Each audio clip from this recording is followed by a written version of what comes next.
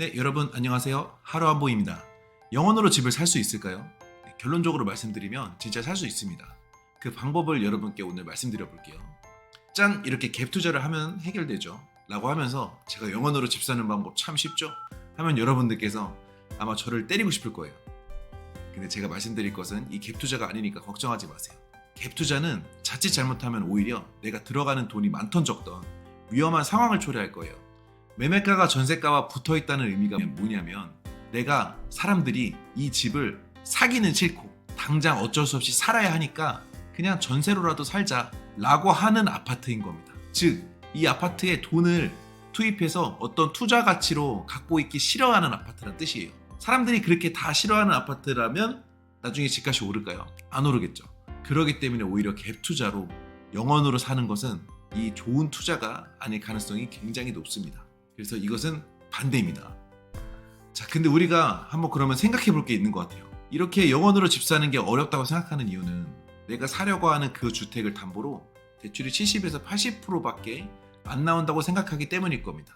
이 나머지를 대출로 채울 수 있지 않을까? 이런 생각을 해봤다면 여러분들께서도 영원으로 집을 사는 방법을 충분히 생각해냈을 거예요. 한번 4억의 수도권 아파트를 연봉 6천인 사람이 매수한다고 가정을 해볼게요. 현재 이 아파트를 매수하려면 대출이 3억 2천 나오겠죠. 그리고 연봉이 6천만 원. 여러분, 연봉이 이 정도면 신용대출 얼마나 나오는지 아세요? 9천만 원 정도 나올 수 있어요. 신용대출이 이렇게 9천만 원 나왔다고 칠게요. 그런데 주택담보대출이랑 합해서 40%, 50% 초과해버리면 그냥 말짱 꽝이잖아요. 그럼 계산 한번 해보자고요.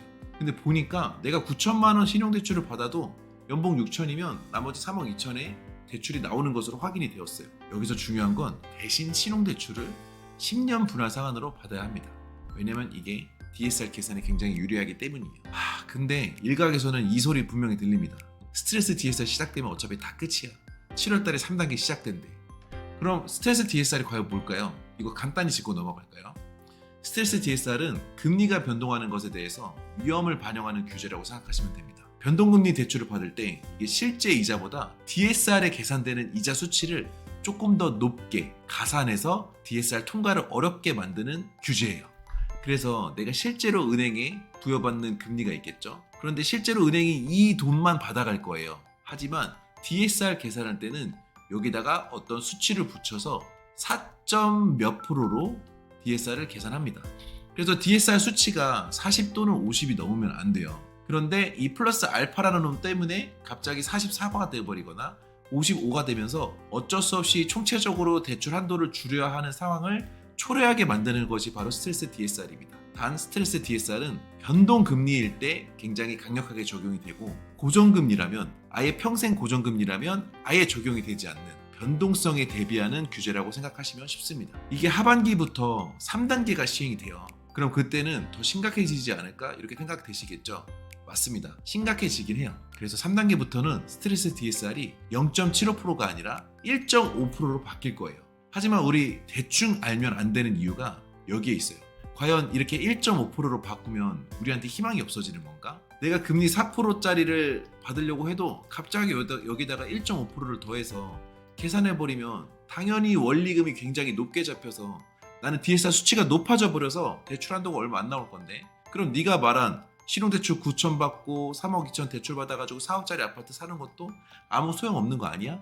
이렇게 생각하실 수 있는 게 맞습니다. 그래서 우리는 자세히 알아야 돼요. 이게 지금 은행연합회 홈페이지에 나오는 스트레스 DSR 공시인데 이 공시되는 페이지의 하단을 보면 이런 부분이 있습니다. 이 부분에 대한 설명을 아주 쉽게 해석하면 변동금리가 아닌 고정금리 기간이 섞여 있는 또는 고정금리 기간이 아주 긴 그렇게 변동성이 좀 덜한 상품을 활용하면 스트레스 DSR을 1.5%가 아니라 0.75가 아니라 굉장히 약하게 적용할게 라는 것이 여기 이 표에 기재되어 있는 내용입니다. 즉 여러분들께서 변동금리 대출을 받는 게 아니라 아예 그냥 10년마다 어쩌다가 한 번씩 금리가 바뀌는 상품을 활용한다고 하면 그러면은 스트레스 DSR 수치를 굉장히 낮게 적용해 준다는 뜻입니다. 아시겠죠? 이런 상품들이 과연 있을까? 네, 은행에서 하나씩 나오고 있습니다. 여러 가지 이유가 있겠지만 은행 입장에서 고객에게 대출을 팔긴 팔아야겠죠. 그런데 규정에는 맞아야 돼. 그래서 자체적으로 그러면은 어차피 규정에 10년 주기형 상품, 20년 주기형 상품 이렇게 변동성이 낮은 대출을 팔 수 있다고 규정에 나와 있으니까 우리는 그 상품을 팔자. 실제로 이게 우리한테 해가 될 수도 있겠지. 하지만 일단은 지금 고객들을 유치시켜야 되니까 한번 이런 상품을 팔아보자 라고 하면서 내부적으로 10년 주기형 상품을 갑자기 출시해버리는 판단을 할 수도 있는 겁니다. 결국 여러분께서는 어차피 목돈이 있어도 집을 안 살 사람은 안 살 거예요.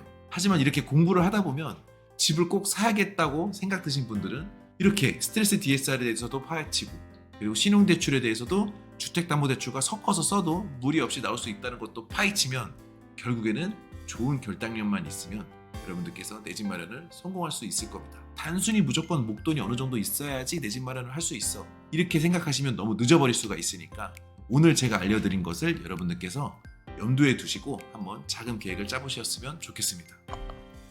좋아요, 구독, 알림 설정 부탁드리고요. 저는 다음 시간에도 더 유익한 정보로 찾아뵙도록 하겠습니다.